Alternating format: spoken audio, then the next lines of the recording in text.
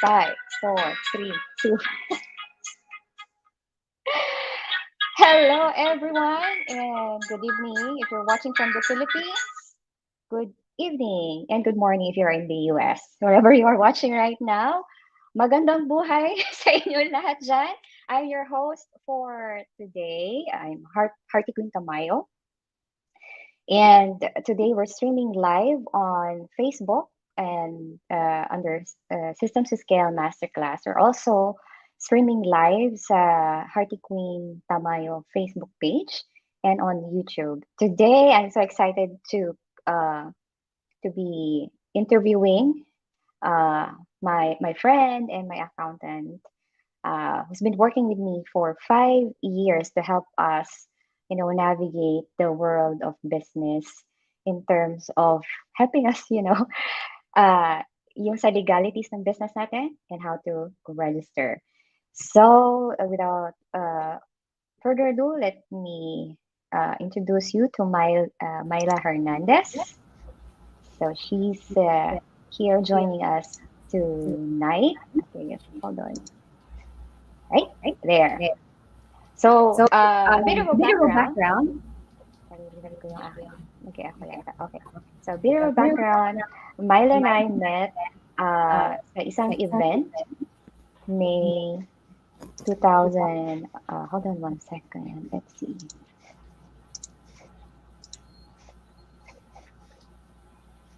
Hey. Yeah. May 30 and 31, 2015. Yes. Sa isang summit, Virtual Career Summit, Date with Freedom. Pareho mentor namin si Sir Jomar Hilario. Yan. So, we met there. And then, the following year after that, we again met sa SOC San Fernando City, Pampanga with all other freelancers. And Nina was then an agency owner. So, we met there, a lunch. And then I asked Myla, how to start, yung legalities ng business and then start, the process of uh, registering na yung freelance business ko that time, September of 2016. So, yeah, Myla, pleasure to have you tonight. And yeah, Thank please you. introduce yourself and before we dive into all the questions. Okay. Good afternoon, good evening, okay, sa ating mga viewers dito sa Pilipinas. Good morning, good afternoon sa ibang bansa. Okay. So, thank you. It's a pleasure to be here tonight sharing yung aming experiences at saka yung know-how sa pagre-register natin ng ating freelance business. Yes. Okay. Since si Sis Heart, we met, tama yun, 2015. And then, a quick background for myself. Okay, so dati akong isang corporate accountant for more than 10 years, 12 years at a corporate. Okay, and then I resigned, okay, burn my boat, and then go to a freelance, okay, yung mga virtual professionals. So, wala na talagang turning back. So, pinagbuti natin yung ating career dito sa work at home, yung ating freelance, yung virtual assistants work o yung virtual professionals na tinatawag. And then ano ba ang pains ko? Ayan, bakit ko ba ginawa 'yon? Sabi nga nung boss ko nung nag-render ako ng resignation, sabi niya sa akin, "You're crazy." Kasi 'di ba kapag nasa corporate ladder ka, 'di ba, kapag maganda ang position mo, and then 'di ba, yung security na tinatawag, sabi na secure ka, 'di ba, pag pumasok ka, you have the earnings, 'di ba, fix yung earnings mo. Pero sabi ko sa sarili ko, hindi lang naman doon yung pangarap natin eh. Hindi 'di ba, tinitingnan din natin after nito, ano ba ang next position ko? Parang yun ang naisip ko noon, sis eh.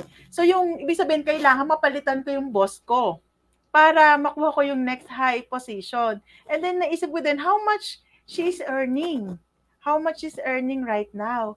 Tapos sabi ko, and then, oh my God, sabi ko, 10 years from now, Doon pa lang siya magre-retire. So, I need to wait for 10 years. And then sabi ko, magkano ba ang sweldo niya? Ang sweldo niya is it ranges from 80,000 to 100,000 a month. Sabi ko, ano, mag-aantay ako ng 10 years para lang makuha ko yung ganong amount ng salary. Sabi ko, no, no, I need to build my own career, 'di ba? Yun nga, dito 'yon sa pagiging virtual professionals, practicing my own profession, building your own company, and then yun siya. And then about my pains naman bilang isang accountant, 'di ba? May tinatawag tayong mga reportings like yung month-end inventory na New Year, December 31 evening, ako nasa loob ng freezer, ng stock room, nagbibilang ako ng mga inventory. While yung family ko, kasi New Year, sila, yon. Samantalang ikaw, di ba, wala nang mga masakyan, di ba? Kung gusto mo umuwi, wala ka nang masakyan. Dahil, lahat nag-celebrate na. Samantalang ako, isipin yung pain na yon, no? Ako, buko commute, going back home, and then dumating yung time na wala, pati tricycle, wala na. So, I need to walk ng napakahaba para lang makarating ng bahay, di ba? Yun. And then, another is, akala ko before, kapag ikaw ay accountant, and then sabi nila, you need to work from 8 to 6. Sabi nilang ganun, di ba? 8 a.m. to 6 p.m. Pero hindi siya totoo. Pero hindi siya totoo. Once na as a position ka na, and then hangga't hindi natatapos ang trabaho, ang deadline, hindi ka uuwi. Sa totoo lang, umaabot kami ng madaling araw, lalo na kapag tax season, maabot kami ng 12 midnight until 1 to Midnight. 2 a.m. Yes. And then doon ka palang uuwi, 'di ba? Para lang matapos may mga deadline. And then ang sad to say is kapag kasi monthly paid ka without overtime pay o laging overtime thank you, OTY na tinatawag, 'di OTY. ba? Yes, gano'n gano'n 'di ba? Gano'n siya. And then hindi mo pa siya na-enjoy ang holidays. So ginol ko, sabi ko ano ba ang dapat kong gawin so I can spend time with my family, 'di ba? Lalo na Mhm. lumalaki na yung papalaki ka ng anak, na gusto mo nagagabayan mo siya as well as nagkakaroon ka ng income mo, 'di ba? Mas malaking income. 'Yun yung na pinuntahan namin ni Sis Heart, which is the freelance business. 'Yon. Yan. Okay, thank you for sharing us your emotional why. Kung ano yung pinamumuhugutan ng lahat Yes. nito. And nag-push sa'yo to where you are now. And Yes. saan ka ngayon in life and in business. So since natakal mo na rin lang ang emotional why, let's jump into sa mindset. Okay. And that would Yes. relates to um, yung desires na andyan na kung pamilyado ka, yeah, like you, I can totally resonate sa story mo kasi being a mom myself, yun yung talaga nag-udyok sa akin eh, na okay, I've been there, nakarelate ako sa story mo na sa inventory, way back when I was in retail, ganun din kapag inventory season at na taon na, um, January yan, or ano, or pa-Christmas, Yes. nagse-celebrate na ng New Year, andun ka pa sa ako nandun pa ako sa mall, nagsasara pa ng mall, and yung Correct. family nagpe-prepare na for the celebrations. Now, going back dun sa mindset, so since CPE ka and you leverage your profession to start yung career sa freelancing or virtual, more popularly known as virtual career Yes. ni Sir Jomar back then. So ano bang naging mindset mo? Kasi for those who are starting out sa freelancing, um, pwedeng it's either yung current career or profession mo na ngayon ang i-leverage mo, or you look for something else, no? Or Yes. mag-upskill ka, mag-adapt or mag-acquire ka ng new skill. So in your Mm. case, alam ko na nakwento mo before sa akin is may tatlong options, may tatlong courses. Content Yes. marketing, Facebook ads, and then LinkedIn marketing. 'di Yes. ba? So walk us through, paano ba yung ano, paano mo ba pinosisyon yung sarili mo? Is it yeah, and then, how did you, move on to really start na and yung decision mo to use your professional career? Okay. Kasi yung while studying pa nung mga content marketing, 'yan yung Facebook advertising at saka yung sa LinkedIn marketing, parang ano, ang hirap kasi iba siya, eh, iba siya dun sa dati ko ng mga ginagawa. So, like yung pagiging techie, pag-aaral ng yung mga content, yung mga ganyan, 'di ba? And then yung sa mga marketing, sa paano ba gumawa ng mga ads. Parang ang hirap, parang ay, ano eh, mag-start ka sa scratch, parang mag-start ako from zero. So, yun yung pakiramdam ko. And then, nung time na yun, since nag-resign kasi ako noon ng April, so ano na ako, unemployed na ako and then wala nang income, 'di ba? So yung ano, yung savings mo siyempre dahan-dahan na siyang uubos. So kailangan sabi ko, ano ba ang dapat sa akin?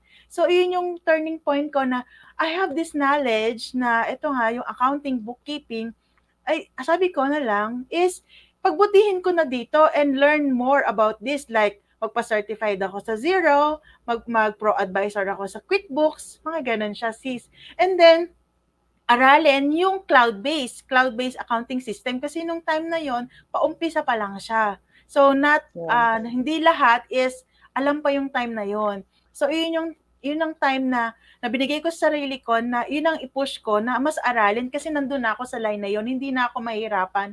Hindi foreign yung mga languages na aaralin like yung kapag sa other pa as in aaralin pa what is this word mean, 'di ba? Paano siya gawin? Gano'n. Yun yung reason ko.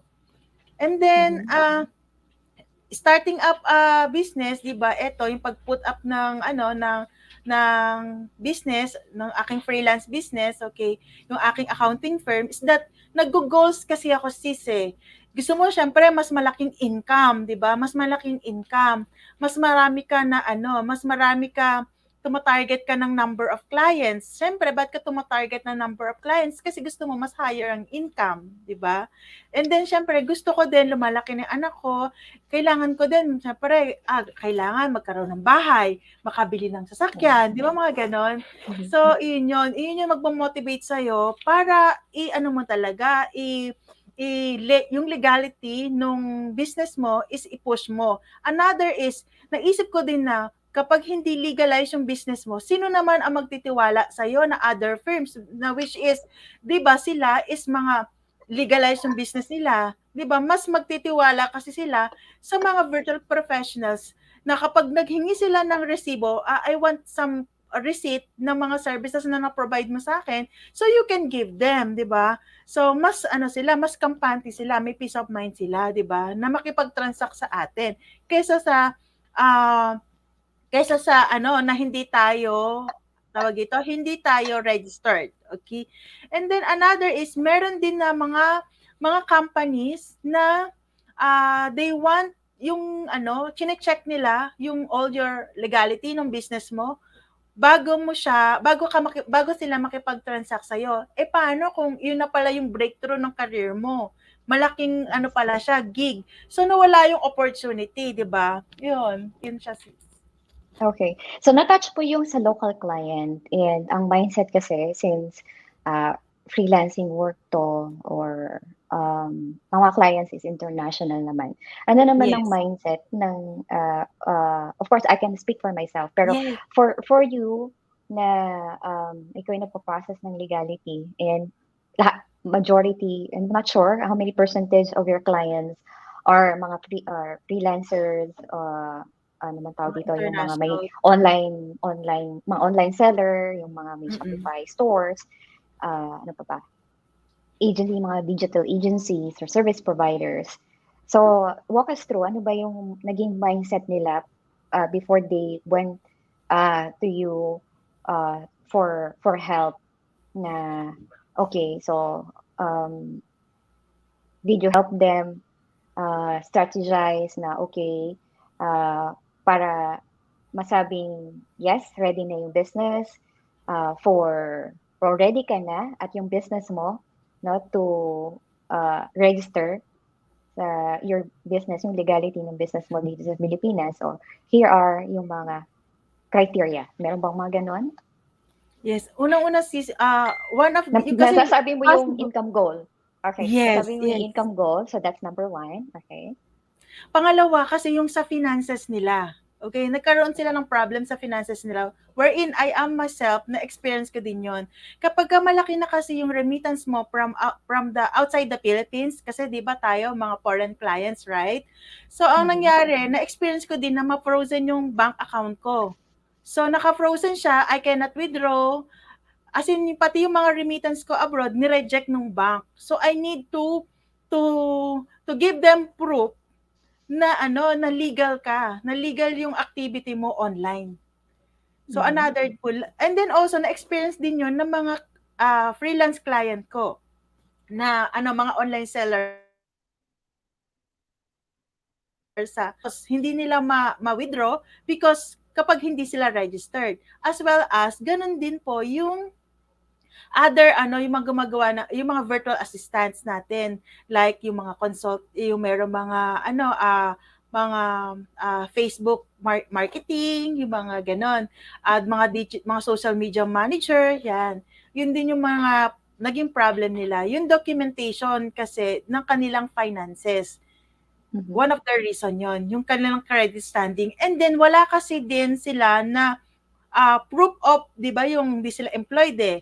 Yung proof of their income, like magla-launch sila ng mga advertising, so they need the credit card. So pag nag-apply sila din ng credit card, ano ang papakita na proof ng kanilang income? So kung hindi sila registered. So maraming ano, mahihinder sa activity nila to grow, okay, to grow, or to grow yung kanilang career at yung kanilang business kapag hindi legalized sa ano, hindi sila registered or hindi legalized yung kanilang freelance business. Okay. Right. So, yeah. Um, let us know if you can relate din sa mga this type of questions, ha? Ano nga ba yung amount na kailangan i-declare sa BIR since yung mga freelancer or online sellers or any service based for that matter, it yung income varies every month. Depende. Kung baka may mga highs and lows. Okay. Meron, So ano? most clients ha, ito kasi yung ceiling, 'di ba? We have all the expenses. Naka-itemize kasi yung mga expenses natin eh. And then we know, like for example, the total of your expenses is 80,000. So dapat pag nagde-declare ka ng income din, since na-generate mo yung expenses na yun, may pinambayad ka, 'di ba? So dapat ang i-declare mo na income is 80,000 and above doon sa dineclared mo na expenses. Kung yun yung most likely na under, kasi mako-question ka din eh. Mako-question ka din ni BIR, 'di ba? You are ano eh, you are uh, ano, parang spending this much of money. San galing? San galing yung spending na to? 'Di ba? Yun yung mga incomes na na-generate mo. Yun. Another is, since ano din, yung iba mas higher, or yung iba naman dinideclare talaga nila yung actual na income nila. Kasi gusto nila makita yung financial standing ng business nila or nung freelance business. Okay? And then minsan naman nag-go din sila, ano ba ang desired profit? Para kasi sa ano din nila, parang management decision nila, like to increase ba yung to increase my client, number of client, or to launch another activity of line of business, or ano ba, mag-reduce ba ako ng expenses para ma-target ko yung desired net income ko. Yun din po. Yun yung reason nila. Parang basis of declaring their income, kung how much Okay. yung i-declare nila. Yeah, all And right. also, kino-consider din nila, ano din yung manageable sa end nila. Like for example, di ba, if you're non-VAT kasi, okay, pag you're non-VAT, um, before kasi 3% of your declared income, yun ang ano mo, yung sales tax na tinatawag, which is the percentage tax. And then ngayon kasi, because of the create law, naging 1% na siya. So nasa kanila din yun, manageable ba yung halimbawa 100,000 times 3% is yun yung i-declare nila payable na taxes nila. So kung ano din yung kaya nilang i-give up, something like that. Yun, kapag naman Mhm. VAT naman, 12% ng sales, ng gross sales nila. Yun. Okay. So, natakal mo na yung VAT and non-VAT. Majority ba ng mga freelancers or agency owners and service providers and online sellers, na-batch din natin yung online sellers, nasa category ba sila ng sole proprietorship? Are they, or are they in corporation na?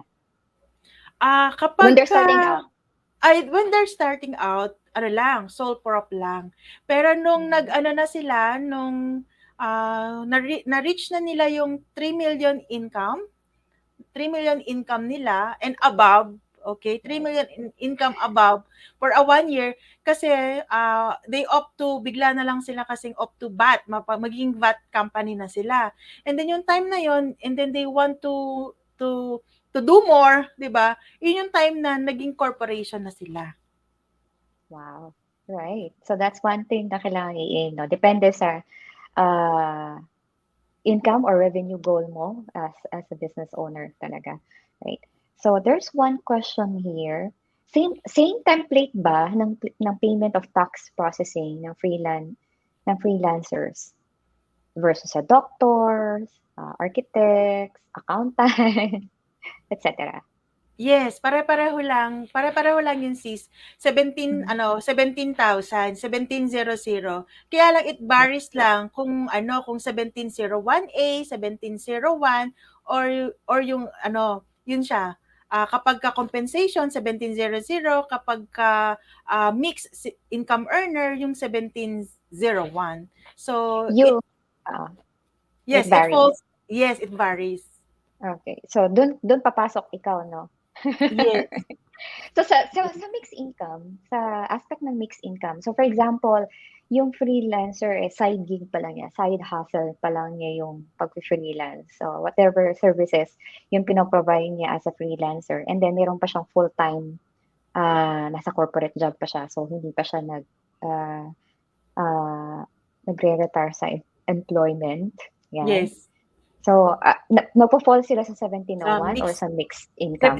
yes, sa Mhm. 1701, which is the mixed income earner. Mhm. That is, kung ano bang advantage kung ide-declare nila? Ano bang magiging advantage sa freelancer niyan kung ide-declare? Sabihin niya kasi Ah, ang mindset niya, nagbabayad na ako sa employer ko bakit tatax pa ako ng gobyerno sa side hustle ko? hmm, Ano ba ang ang mindset and ang ano diyan yan, and kasi reason behind? Oo. yung mga taxes na winitheld ng company is creditable naman yon doon sa combination. Magagamit mo din yon, and then most probably, possible pa, you have the refund. Kasi yung expenses mo dito sa business mo, possible kasi mas malaki. Okay, kasi Mhm. combination na siya eh. Combination ng compensation, combination ng freelance business, and then dito kasi sa compensation, 'di ba, ang mga mandatory benefits lang yung nakadeduct. Wherein dito sa businesses, lahat ng expenses mo, magagamit mo siya na pambawas dun sa income tax na payable mo. Yun siya. Okay, galing. Alright. So, since wala pa namang questions, we can go ahead sa presentation. Okay? Okay. Right? Okay.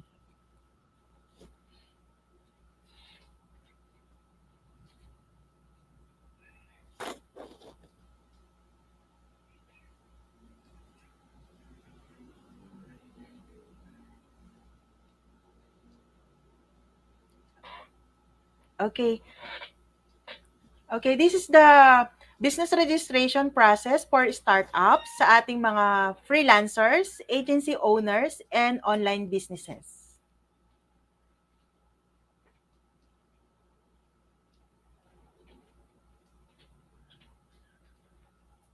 Okay, next slide, sis.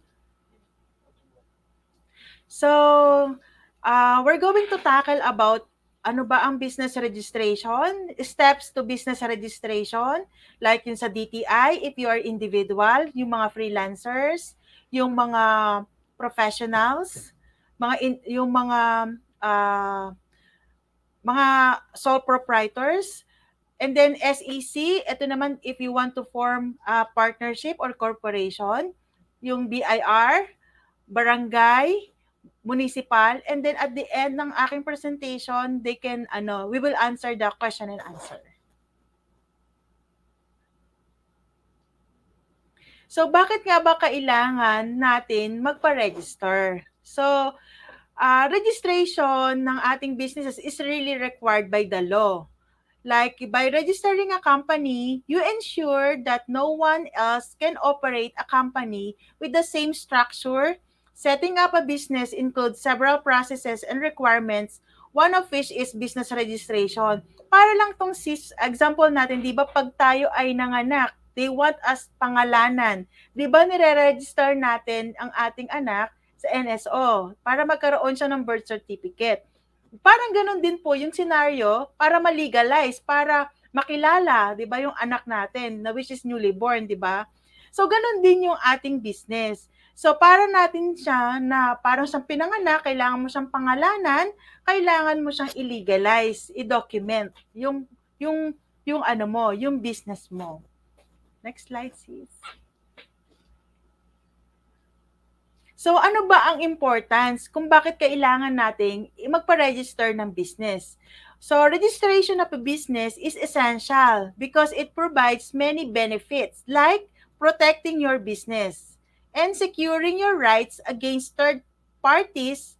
Like for example, eto yun, no? Paano ba natin mapoprotect yung ating business? So if ever na merong tao na or merong third parties na mag-claim, okay? Or nag-ano sa atin, nagreklamo. So meron tayong proof na uh, legally tayo na business. So, we can provide them documents, di ba? Lalo na kapag ngayon with pandemic, di ba, yung mga food business na nandun sa order mo, nandun sa Food Panda. So, kailangan registered ka and then masasabi mo na very sanitized yung ano mo, safe yung food mo, di ba? Yun. Napoprotektahan ka kung in case na merong third party na magreklamo and then ano pa ba, yung mga rights mo ng business mo, pwede ka din mag-claims like someone is using your trademark or yung mga business process mo, you can claim against dun sa tao na yon. Another is yung accessing financial services. Like yun nga, nabanggit ko din kanina, if you want to open a bank account, so you need to submit all the na proof of your income. O, kung ikaw ay nagbi-business, 'di ba? Like yung is you need to submit your DTI certificate, yung certificate of registration mo. Another is yung reputation with customers. Mas maganda pa rin 'di ba na kapag registered yung business mo, gusto ka ng nung mga customers na 'di ba pagka sa Shopee or sa Lazada, tinatanong agad ng customer before they want to buy with you, ano ba, legit ba tong na to, seller na to? Yun, di ba? Para mapatunayan mo na you are a legit seller, pwede mo na proof yun na ikaw ay business registered. Another is, you can hire employees, di ba? So, mas gusto syempre ng mga i-hire mo na employees na na registered ka, and then you can provide them, you can give them benefits like yung SSS, PhilHealth, and Pag-ibig. Another is providing you with more credibility and faster process. 'Di ba mas nabanggit ko din kanina na mas gusto makipag-transact sa iyo ng mga bigger companies kapag ikaw ay registered. And then also hindi mo din mamimiss yung opportunity na dadating sa iyo. Next slide, sis. So, ito ang steps on business registration. Una muna is your DTI. Sis, balik mo lang konti. Yan. So, ito yung process na una muna is sa DTI. And then, if you are partnership or corporation sa harip na DTI, so you need to secure the SEC registration. And then, the BIR, and then after BIR, barangay, and the municipal level. So, ito na po yung bagong process ngayon. Before kasi, you need to secure the DTI permit and then go to the barangay and municipal. So since nitong pandemic, binago lang yung medyo kasi medyo costly yung barangay and municipal permits eh. So saka medyo matagal din yung process since gusto mo na agad mag-operate. So binago yung process. So ito na po yung bagong process, DTI, DTI or SEC, then BIR, then barangay and municipal. Next is.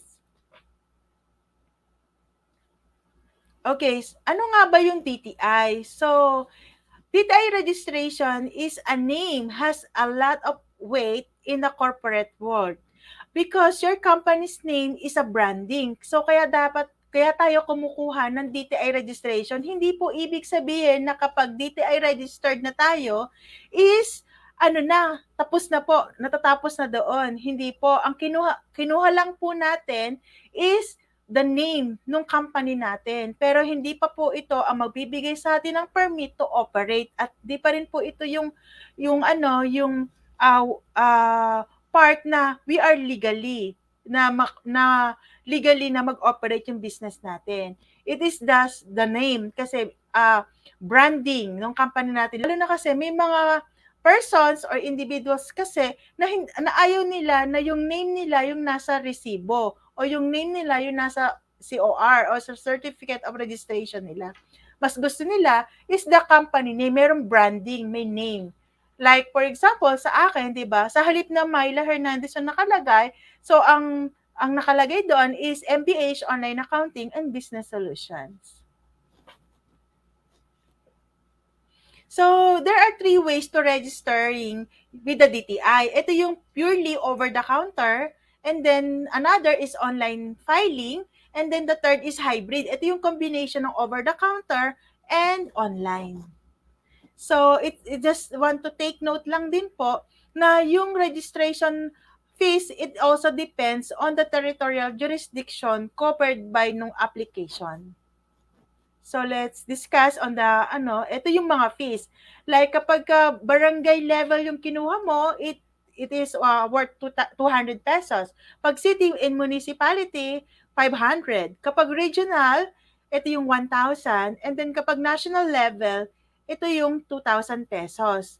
So, it varies po kung ano po yung territorial scope nung ating business. So, ano nga ba yung mga requirements na kailangan nating ihanda kapag magpaparegister tayo ng business? So, unang-una, the applicant o tayo mismo is kailangan 18 years old and above. So, kailangan din meron tayong valid ID, like yung government issued ID. So, meron tayong application form, okay, documentary stamp worth 15 pesos, and a set of 3 business names. In case kasi na yung name natin na naisip is hindi, yung unang name na naisip natin is not available, so meron pa tayong option 2 and option 3. In registering your sole proprietors, so eto na yon yung step by step guide, okay? So kailangan meron kang 3 proposed business names in order of priority. Yung number 1 yung mas gusto ninyo and the latter. And then ano yung business address natin, your street name, name ng barangay, zip code and region. And then ano ba yung line of business activities natin? And then the territorial scope, ano bang gusto natin? Barangay level ba siya? City, regional, or national? And then your owner's full name, yung owner's business address, kung ano yung birthday natin, ano ang citizenship natin, and your TIN. So, kailangan din po, you have the tax identification number. And then, if ever na hanapan tayo ng additional ID, kasi minsan si DTI, nagre-require din po siya ng additional 2 valid IDs. So, ito po yung mga valid IDs na po pwede nating i-present. Okay, the passport, yung ating valid driver's license ID, yung PRC natin, PRC ID, yung NBI, clearance, police clearance, postal ID, voter's ID, GSIS ID, yung ating SSS ID, yung ating TIN ID, kung tayo ay overseas worker, yung OWA ID natin, Seaman's Book, and others. So, yan po yung mga natin, mga IDs na dapat meron tayong available once magpaparegister tayo in case na hanapan tayo ng additional ID. So, sa over-the-counter or walk-in registration is you need to go to the DTI office or any negosyo center. So, yung negosyo center natin, makikita natin yan doon sa munisipyo natin or sa City Hall. Or kung meron negosyo center doon, you can register there or sa any DTI office. And then the step 2 is you need to submit the DTI business registration process, yung nabanggit natin kanina, with the list of yung 3 names natin, proposed names. And then after nun, magpipay na tayo ng ating registration fee. It depends nga, kapag barangay, 200, kapag national, yung 2,000. And then once DTI approves your business name, they will issue you a certificate of business name registration. So, kapag naman online, so pwede ka naman din, lalo na ngayon, di ba, pandemic, and then mahirap lumabas, di ba? So, pwede ka din naman po mag-register sa online. So, you just go to the bnrs.gov.ph, and then iyan po yung website. So, punta lang po kayo dyan, and then basahin nyo lang po yung terms and conditions nila, and then you just click, I agree. And then next, so katulad na nabanggit kanina, kailangan mo pong i-accomplish yung name, yung parang owner's information like your full name, your birthday, your gender, yan, your name ng parents mo. Next slide, sis. And then you just click next. And then, this one, before you proceed, you need to check kung tama ba yung mga in-input mo. Since na mahirap 'di bang mag-amend, mag-check, 'di ba? Magpalit pa ulit kapag may error. Dito bago mo siya i-click yung proceed, make sure lang na na-check mo mabuti kung tama ba yung lahat ng mga details na o lahat ng info mo. And then click proceed. And then dito naman sa susunod is ano bang level yung ano mo, yung registration na gusto mo. Kapag ka barangay level, you just to click the barangay. And then, dito naman is yung business name mo. So, meron tayong tinatawag na main name, okay? And then like for example, sa akin, MBH Online, 'di ba? MBH Online. Iba naman like for example, Aling Nena. Okay. So, yung gusto mo na name, and then papipili ka lang kung ano bang description na available dyan. I-click mo lang like the sari-sari store, mini mart, something like that to describe yung line of activity natin. Next slide. And yan po yun, yung sa name, yung proposed business name mo, and then yung descriptor. And then pwede din naman na i-advance search mo siya kung para makapili ka to check kung available ba siya. And then next. So dapat dito kailangan lahat pass. Once na lahat pass, ibig sabihin nun, pwede yung name na yon.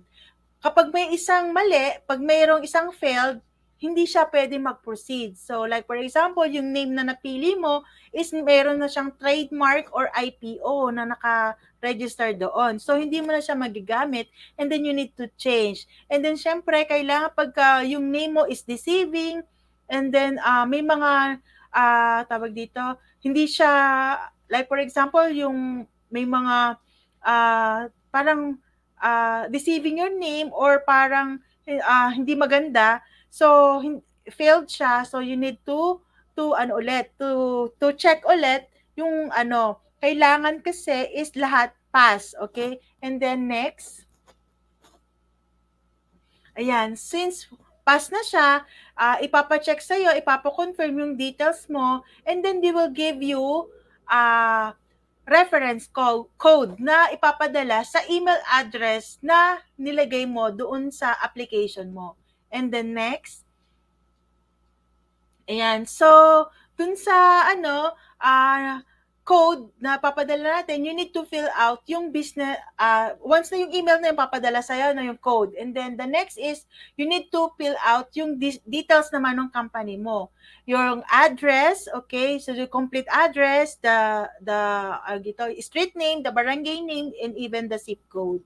And then next, ayan, another is, ito yung need mong i-review kung meron bang error or merong false information bago mo i-proceed. Next. So, dito naman yung, so next na ulit, the address, nabanggit ko na. Yan. So, i-confirm mo siya. So, kapag click mo yung confirm, so, makaka-receive ka na ng email. And then, from there, yung email na yon, binibigyan ka ng 7 days. Sige, next. Binibigyan ka ng 7 days to pay. So, 7 days para i-pay or ito complete yung transactions mo. And then, you can also pay using GCash or PayMaya. Para ano. And then, pwede din naman, kung yung iba, mas gusto na over the counter, pupunta sa DTI office, pwede din po yun. Pero mas, lalo na, baka meron pa dito na wala pang GCash, wala pang PayMaya, or wala pang credit card, 'di ba? So, or debit card, you can opt to use the over the counter. Pag naman GCash at PayMaya naman ang ginamit mo, the same day, approve na din siya, and then marireceive mo na at mapiprint mo na yung DTI certificate mo. Make sure lang to print it in a colored ink. And then, mada-download mo to using yung transaction inquiry. Yan. So, yun. May questions ka ba, sis, on the DTI? So, next, wala po kayong question. After nun is, kapag partnership and corporation, let's proceed to SEC registration. Yung SEC registration is a public government administrative organization charged for the management on the corporate area. So, next is, okay, this is how you register sa SEC using offline registration. So, una muna is you need to secure your business name with the Securities and Exchange Commission or SEC. Second is you need to open a corporate bank account. Third is register with the Securities and Exchange Commission in order to complete the registration.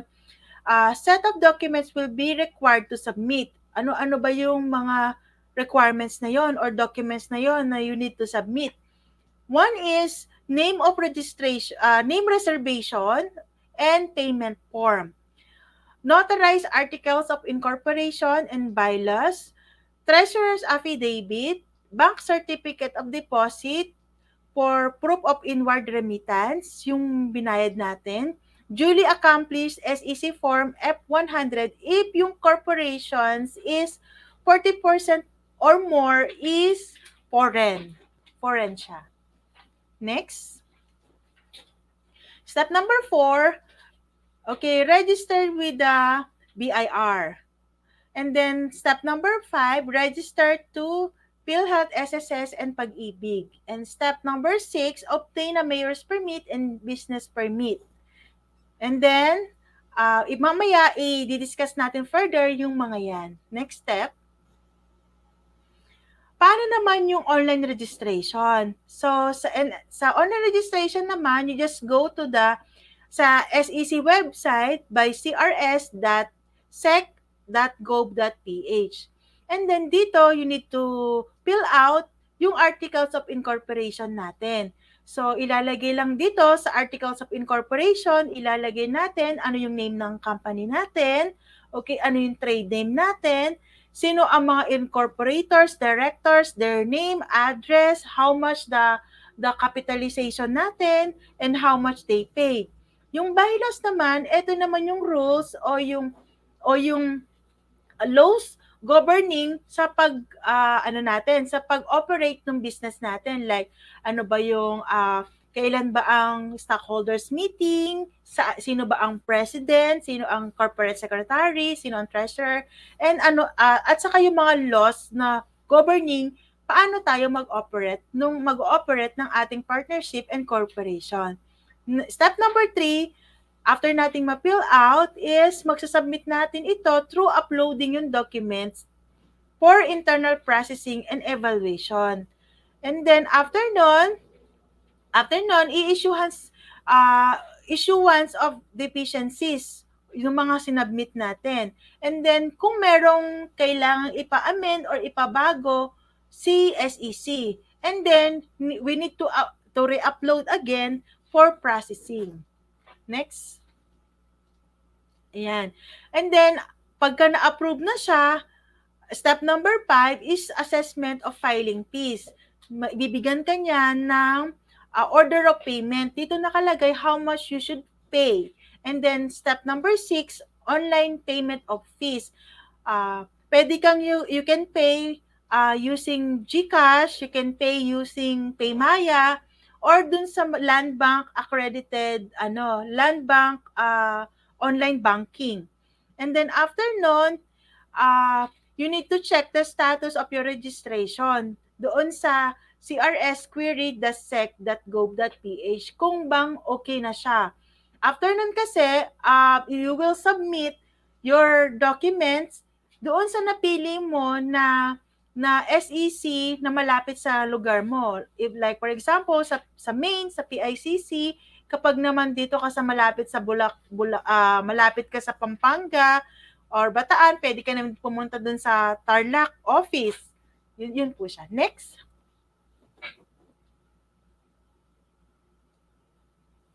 Okay. Here's my question. Okay. So, pag BOBA, freelancer, VA, sa DTI dapat national ang coverage.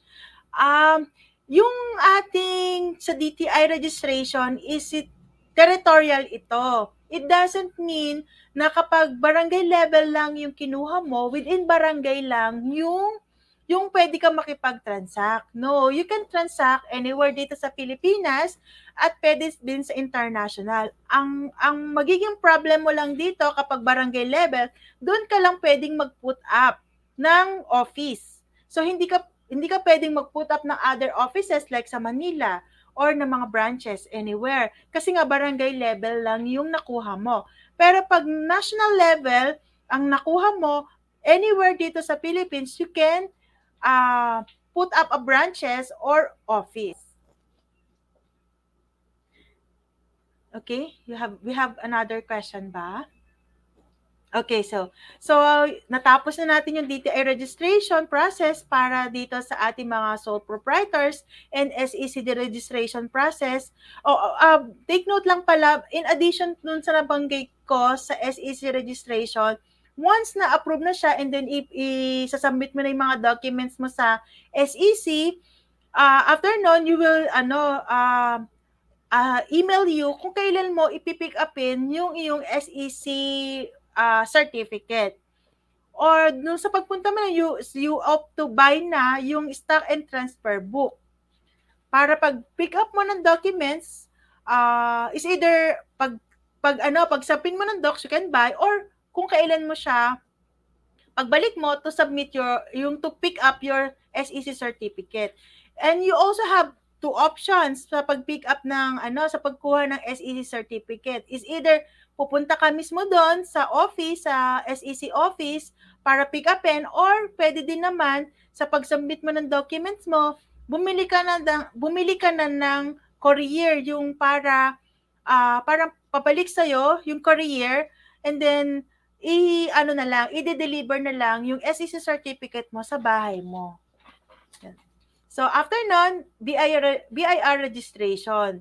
So, there are also two ways to register sa BIR. Ito yung purely over-the-counter at saka online filing.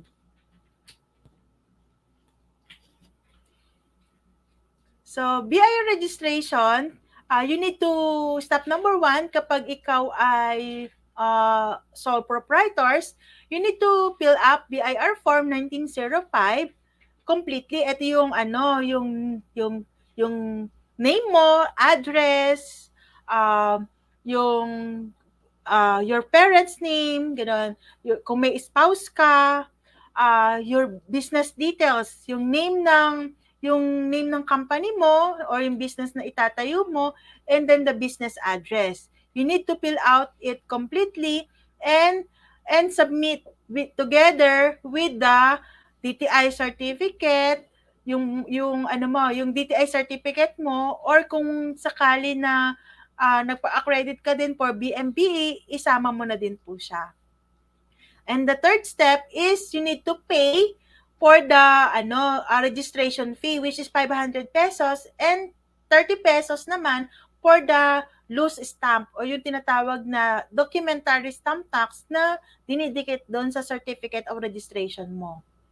And then, step number 4 is to register your receipts or invoices. Ito naman yung i-issuehan ka ng ATP or yung application to print invoices. Na yun yung ibibigay mo doon sa printers na napili mo to print out your invoices. Step number 5, ito naman yung registering your books of accounts o yung tinatawag nating manual books. Ito yung ledger, journal, and columnar. So, you need to stamp it and then para doon mo naman i-record yung mga transactions mo. Next. So, yun nga, ito yung process na nabanggit ko kanina. Step number 1, accomplish mo lang ng in 3 copies yung BIR Form 1901, yung mga natin, yung register your pagbabayad ka na, register your receipts, yung books mo, and then claim your COR. Yun yun. Next. So, paano nga ba mag-register using online? So, pumunta lang po kayo dun sa bir.gov.ph and then i-click nyo lang po yung other services. And then, makikita nyo po doon, nakalagay doon, New Biz Reg. Nandun po yung portal nun, i-click nyo lang po yun. And then, next. So, dito sa New Biz Reg, kapag meron doon na mga downloadable forms na need mo siyang i-download, okay? And then, pipil-upan mo siya, and then, pipil-upan mo lang po yun, lahat yun, yung forms na yun, and then, after po nun, ibibigyan ka ng email, kung saan mo i-email lahat ng mga PDF copy, i-send mo siya in PDF copy, kailangan yung size po nun is hindi lalagpas sa 4 MB. Kasi po, hindi siya ma-upload. So, may maximum limit lang po siya na 4 MB and then kailangan din po siya in PDF form. And then, attach mo lang po yun sa email kung saan po, mag-generate po kasi si BIR doon ng kung saan RDO ka reporting. So, yun po, doon po siya i-email. Lahat ng mga documents that you need to submit, like your application form 1901, yung DTI certificate mo, yun po, and their valid IDs. Next. And then, after nun, meron din doon na sample receipts. May sample receipts na makikita ka doon na ready na siya kay BIR na to submit, no? Pero pwede mo rin po siyang baguhin. Like, for example, gusto mo siyang lagyan ng logo mo, yun, i-customize siya. Pero meron na doon sample layout na nakalagay doon for your invoices. And then after nun is bibigyan ka po niya ng email na ready ka na po for payment. After po ng payment, i-email back mo lang din po yon na yung proof of your payment. And then, they will email you back kung kailan mo po pipick upin yung certificate of registration mo. And plus your ATP. Next. So, ito lang po yung process and additional requirements lang po if ever na ayaw nyo po na kayo ang mag-transact and then you want to transact with representative, kailangan lang po ng SPA or Special Power of Attorney and government-issued ID ng representative nyo po at saka kayo po with 3 fresh signatures plus yung ating mga DTI certificates and other documents. Yan, for corporation and partnership naman po, sa halip na BIR Form 1901, 1903 naman po. And sa halip na DTI certificate, yung SEC Certificate of Incorporation naman po ang iyong isasubmit. Together with your articles of incorporation or articles of partnership, yung bylaws natin, and then we also need to pay yung ating tawag dito, yung ating documentary stamp tax para doon sa capitalization natin. May other fees po doon na we need to pay. Plus, yung ating registration fee na 500 para doon sa registration and 30 pesos para doon sa documentary stamp tax. Same with process lang din po siya ng sole proprietor. Ang pinagkaiba lang po nila is yung payment sa capitalization at saka yung DTI yung isa at SEC naman po sa partnership and corporation. Next. Okay. So, yun nga, pagka-transacting tayo with representative, wag po natin kalilimutan yung SPA kapag sole prop. While kapag partnership and corporation, ang kailangan po is secretary certificate or board resolution indicating na yung purpose at name ng authorized representative natin. Plus, government-issued ID ng authorized representative that should be notarized. If ever na franchise naman po yung business natin, so yung franchise agreement.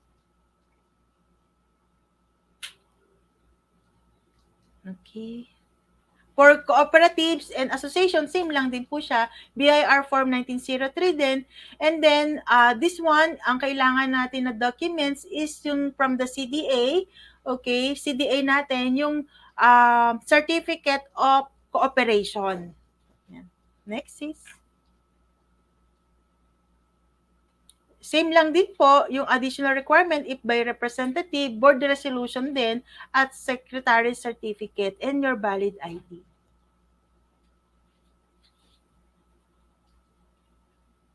So, you just need, ito lang po, run through lang po siya kung paano natin i-prepare yung mga required documentary requirements and then scan, PDF copy po siya at dapat po ay hindi siya lalagpas sa 4 MB per email po. Yan. Nabanggit na natin.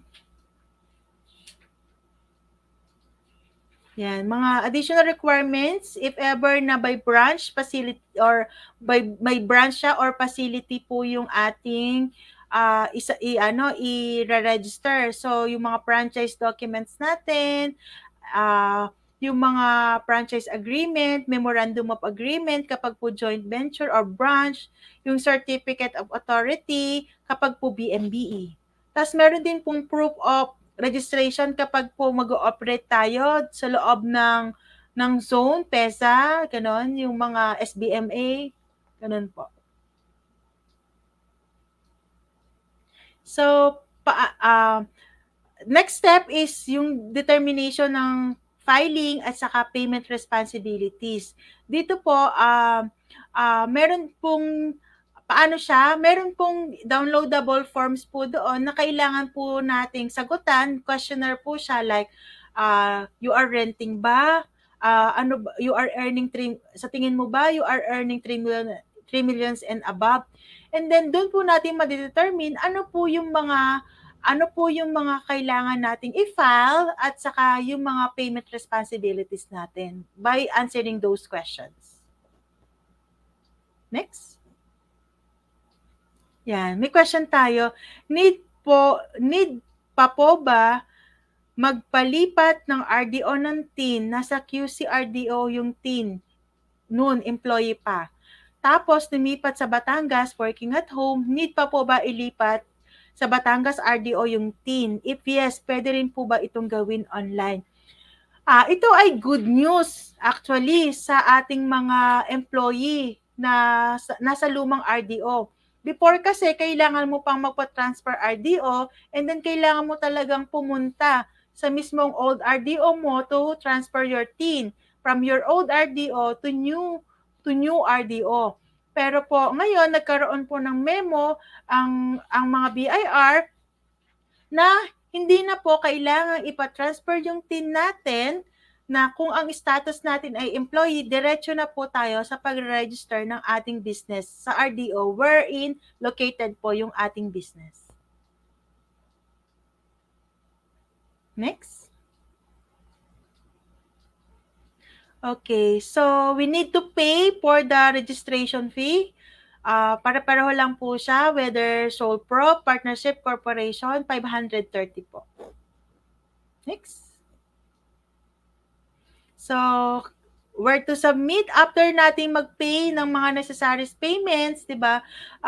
I-need lang nating i-attach all the required documents and submit them by email. And then yung RDO, i-check nila 'yan, and then ipo-process and then they will send you email kung kailan mo pipick upin yung registration mo, yung certificate of registration and your ATP. Next slide. Ayan, yun na po yun, yung makaka-receive ka ng email. Next, after natin na ma-register sa ating BIR, the next step is barangay registration.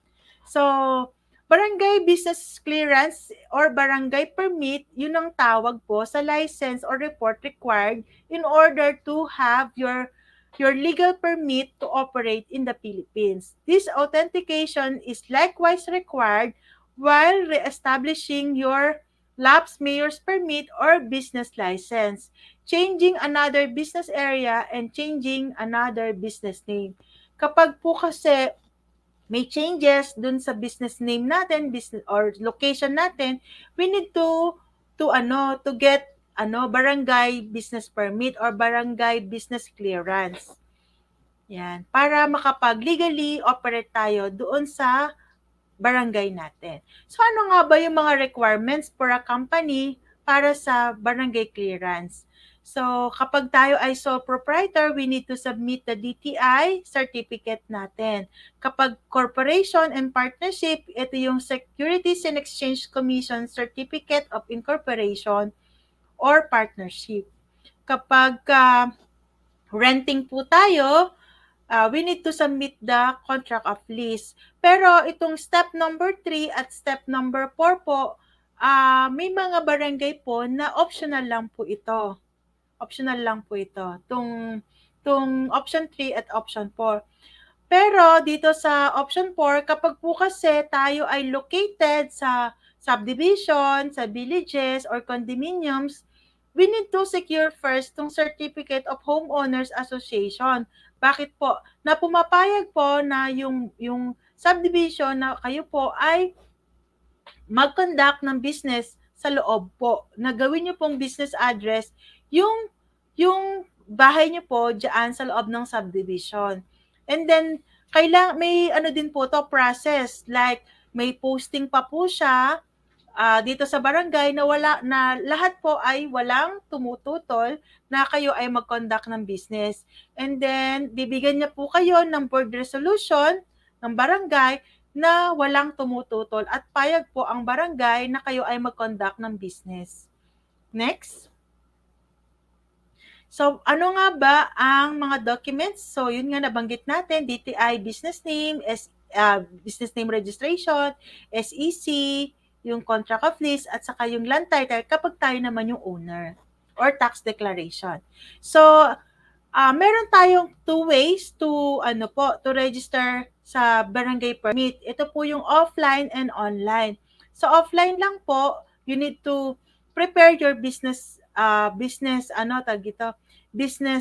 reports like yung business requirements natin, yung cedula at saka yung DTI. Pag wala pa tayo na cedula, kumuha lang po tayo doon sa barangay natin. So next is you need to go to the barangay hall or sa office of the barangay captain to register your business. Next. So step number 3. Next. Next. Ayan. So, after ng masubmit natin, you need to pay your business clearance expense. And step number 4 is to claim your business permit. Paano naman yung ways to apply on the barangay permit online? So, sa barangay permit online natin, make sure lang na ma-check natin if we will register ba through their FB page, may mga Facebook page sila, kung may website ba sila, or via email. Yun po yung kadalasan na meron sila on how you can register on the barangay permit. Pero may mga barangay pa rin po na walang online. So you opt to wala tayong choice kundi offline process po yung gagawin natin. So, dito nga po sa online process natin, ang kailangan lang natin partnership and corporation, yung SEC certificate natin. Kapag tayo ay sole proprietors or individuals, yung DTI certificate natin, yun po yung isa-submit natin or i-email natin dun sa website nila or sa Facebook page nila. Next. Yung pong SEC steps required lang po pag corporation. Yes, corporation, partnership, association, religious groups, mga ganyan po, group of persons. Pwede rin po ang one-person corporation or yung corporation na 2 or more persons. So, next step is pagka natanggap na ng barangay yung email natin or yung mga documents natin, subject po siya for assessment. And then kapag po may kailangan pa silang hanapin sa'yo na additional documents like yun yung contract of lease, yung homeowners association permit, ganon, or yung certification, ipasa na lang po ninyo. And then next step is payment. After po nun, you can pay the amount doon sa cashier, doon sa barangay hall, or baka meron na din silang GCash, yung yung barangay natin. And then next is receiving ng mga documents natin na in-upload natin or in-scan natin through email. And then step number 5 is releasing ng ating ng ating barangay permit. Next is after natin sa barangay, go na tayo sa municipal registration or yung city registration. Pag sa ating mga first time business registration natin, ng business natin, no, meron din pagkakataon na may one-stop shop din po sa munisipyo na nandoon na din po yung pagkuha ng barangay business permit. Doon na din po siya ipaprocess. Pwede po 'yon. May mga munisipyo din po kasi na gano'n, na doon na din mismo sa loob ng munisipyo ipaprocess at magpi-pay. And then your barangay certification, pipick upin mo na lang po doon sa barangay hall. Or yung kung meron silang mga ang tawag ito, certificate at saka yung may mga plaka, mga plate, business plate na tinatawag. So, bakit nga ba natin kailangan mag-register sa munisipyo or sa city hall? One of the requirements po is to register sa municipal level for the mayor's permit. Okay? Kasi po magkaiba po ang permit to business registration doon sa BIR for the taxes, and then iba rin po dito sa permit to operate dito sa mayor's permit. So, magkaiba po yung fees na binabayaran natin sa BIR at saka dito sa mayor's. So, ano nga po ba yung step na need natin or mga documents na kailangan natin i-provide dito sa mayor's municipal registration? Pag tayo ay sole proprietor, kailangan po natin i-submit yung DTI certificate natin. Kapag naman partnership and corporation, kailangan natin i-submit yung SEC certificate natin, saka articles of incorporation or partnership. Kapag naman tayo ay cooperative, yung Cooperative Development Authority registration or yung Certificate of Cooperation. And then another is yung Barangay Clearance Certificate natin at saka yung CTC or yung Community Tax Certificate at cedula na tinatawag. And then, step number 4 is if yung place ng business natin is owned, kailangan natin ng copy ng official receipt ng ating community real property tax or yung tax deck na tinatawag. And then, yung original certificate of title or yung tinatawag nating titulo ng property natin. And if yung business natin, ang place ng business natin is rented, kailangan natin yung copy ng contract of lease. Step number 5 is yung public legal liability insurance. May mga ano po kasi na need ng mag-pay ng insurance. Lalo na po kapag professionals. Pero kapag ang business po na i-register natin is non-professionals po, yung step number 5 is wala po yan. Step number 6, picture of establishment. Yung pong labas at loob nung ano natin, ng business natin. So, pipicturean natin siya at pati po yung mga signboards para sa pag-check po kung ano po yung itsura niya at saka kung meron pa tayong additional fees kasi for their assessment po. And step number 7, Fire Safety Inspection Certificate. Magbabayad din po tayo ng para dito, which is I think 500 pesos po. And then we also need to buy fire extinguisher para po ma-issuehan kayo ng Fire Safety Inspection Certificate. Next. Okay, additional requirements po for certain businesses like kung halimbawa po financial institutions po yun, like non-shops, banks, or yung mga money changer, ganun po, or lending or remittance agents. Kailangan po is meron kayong BSP Certificate of Registration or Authority to Operate at saka po Bank Deposit Certificate. Next. So, ito po yung mga steps na pagdadaanan natin. Step number 1, we need to submit all the necessary documents na nabanggit natin kanina. Second is to payment of fees, okay? Dito sa ating Business Permit Licensing Office, issuehan ka po ng order of payment and then they will instruct you to go to the City Treasurer's Office or yung CTO. And then next is to verification and then i-check po nila yung mga documents na sinubmit mo. And then step number 4 is certification of true copy of business mayor's permit. I-issuehan na po nila yon.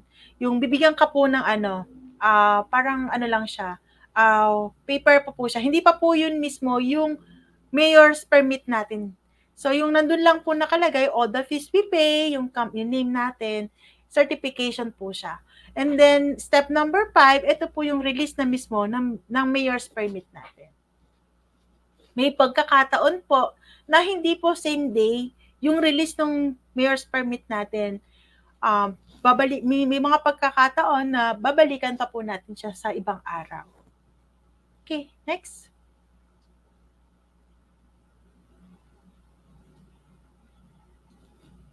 So, ito po, may mga online barangay registration na banggit ko kanina. Minsan, available po siya via email, Facebook, Messenger, at saka website. Sa munisipyo natin, may mga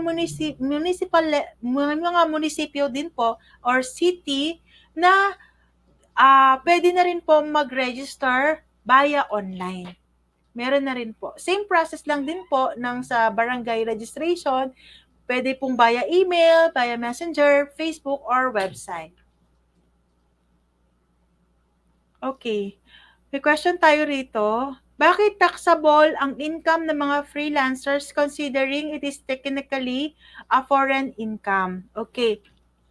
Kapag po kasi tayo ay resident Pilipino, Automatic po yon. All income derived within the Philippines and outside the Philippines are taxable. Yun po yung nakalasaad po sa law kapag po tayo ay Filipino resident. Next. That's all. That's all, sis Heart. So, if meron po silang karagdagang questions or inquiries, they can email me at mylabuanhernandez81@gmail.com. Okay, another question. Not sure if covered pa ito sa webinar. May mga nakita po kasi ako na dahil sa train law, 8% daw tax.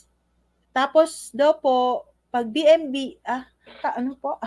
8% daw po tax. Tapos po, pag daw po BMBE, 3% ang tax.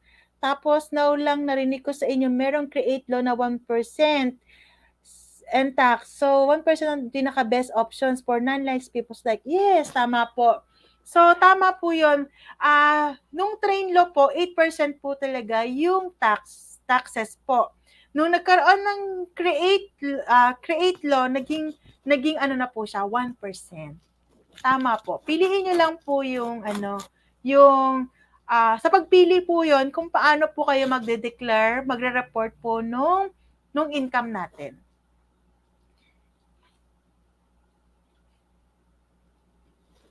Yes, may question pa ba tayo?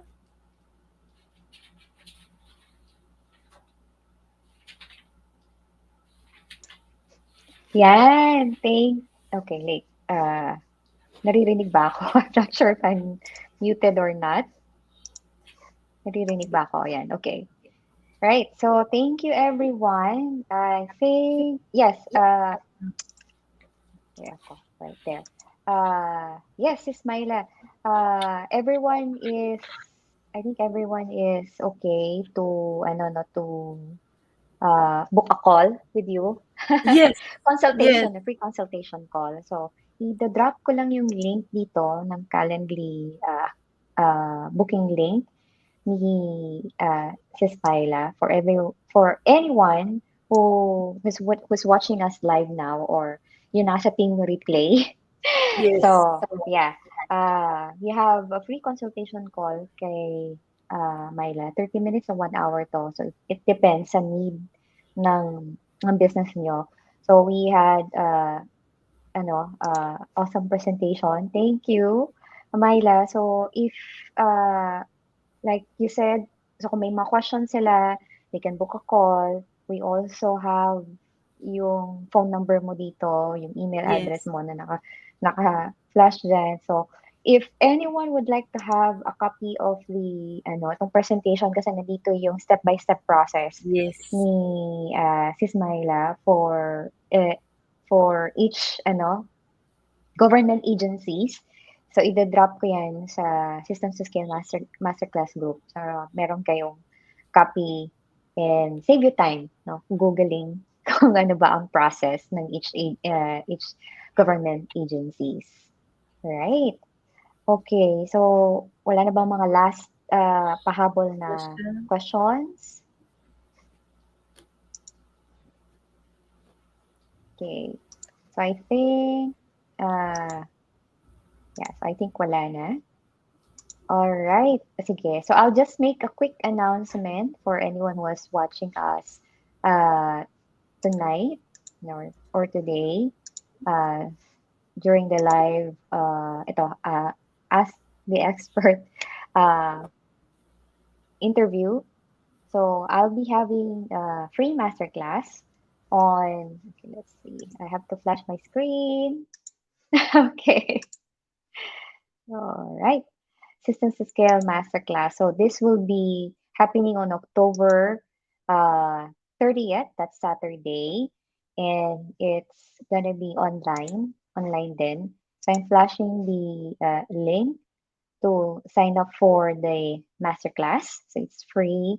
The masterclass will run between 60 to 90 minutes. So yeah, so that will cover ano ba yung cover ng masterclass natin? So, it's giving you the system, yung five-step system, actually four-step system on how to scale to consistent six-figure income while working less. So this is applicable if you're a freelancer, no, or aspiring to be one. That will help you have yung system in place to go from yung starting out, no, to eventually earning six-figure income in the next 3 to 6 months. So in this masterclass, you will learn how to price your services, no, and stop questioning basically how much or what you should charge.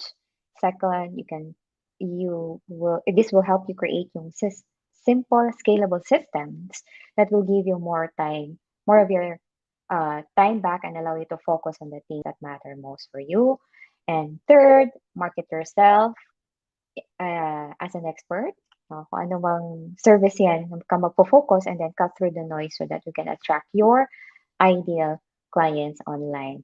And lastly, if you are already in the game, no, freelancer ka na, and you want to scale, uh, I will also teach you yung how to elevate your services so you can make more while working less. All this uh, will be covered in the 60 to 90 minutes live masterclass on October 30th. So again, that's the link.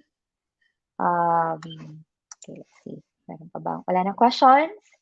Right? So I'm pulling you back on screen, Myla, because for those ano, since wala ng question ako ako magtatanong. Alright. So for those sa mga bago, okay, sa mga nagde-desire to finally start working from home kung nasa corporate job pa rin sila, what's your number one or top three uh, advice, no? Paano ba sila makakapag-start na? Regardless Okay. of their background. Okay. Kahit ano pa man yung background nila, number one is to learn a high income skill. Pili sila ng high income skill. Next is get a mentor. Get a mentor. Napakahirap ng walang mentor na mag-guide sa or group of people na as in meron kang community, napakaganda na meron kang community kasi ibang ibang mundo. Hindi siya katulad ng Mhm. mundo na ginagalawan mo ngayon. So mas maganda pa rin na there is someone na makakaintindi sa'yo. Parang support group. And then another is to establish ano ba ang why. So para pagka ano ba ang biggest why mo? Bakit mo kailangang gawin ito? So ito kasi yung magpo-push sa'yo na kahit parang gusto mo nang bumitiw, gusto mo na mag-give up, meron kang babalikan why you want to start, 'di ba? Bakit gusto mo mag-freelance? Bakit mo yon bakit mo bakit ka magre-resign? Bakit mas gusto mo ang mag-shift ng career? So, yun yun. You need to list down all your whys. And then, Nice. yes, Yeah. and also, what are your goals? Kailangan din, Yeah, makita mo number din one. kailangan mo din makita ang sarili mo eh. Ano ba ang gino-goal ko? Bakit ko kailangan gawin to? At bakit kailangan kong pagtiyagaan? At bakit kailangan kong mag-work hard para dito? Yes. Right. So, to recap, so number one, kailangan meron kang high income skill, which is, yeah, kung ano man yan, of course, they'll have to be a separate, hindi siya covered ng ating call, ng ating Ask the Expert interview right now kung ano yung mga high income skill. But to give you an overview, mga high income skills yan is sales. Yeah, sa sales or high ticket closing, copywriting, advertising, regardless of anong platform yan, yung advertising, how to run ads, no, for businesses, uh, ano pa ba, funnel design, uh, Marami pa. Okay. So I Yes. just gave you four. So number two na binigay ni Sis Myla is find a mentor, look for a mentor or group of people na will help you to push forward. Of course, yung maybe yung circle of friends na meron ka ngayon, you will need to add more na Yes. add more of those friends that will help you attract yung or and invite yung bagong dreams or direction na mo sa buhay mo that will align dun sa desires and goals. So number three is yung emotional why, tama ba? Ano ba yung why mo, ano yung ginugol mo sa buhay at sa business na gusto mong itayo. Okay. So, again, sa mga nagtatanong ng link, Calendly link ni Sis Myla, sa yan, yan yung link.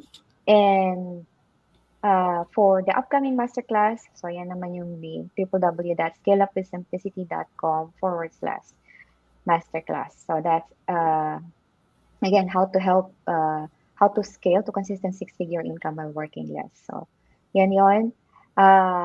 Again, so if there will be no more, we'll see you or we'll just comment sa replay if you have any other question. We will also respond there if ever. Thank you all. In behalf of me and my team, and si Sis Myla here. Thank you so much and have a great weekend. God bless everyone. Thank you. Thank you, Sis Myla.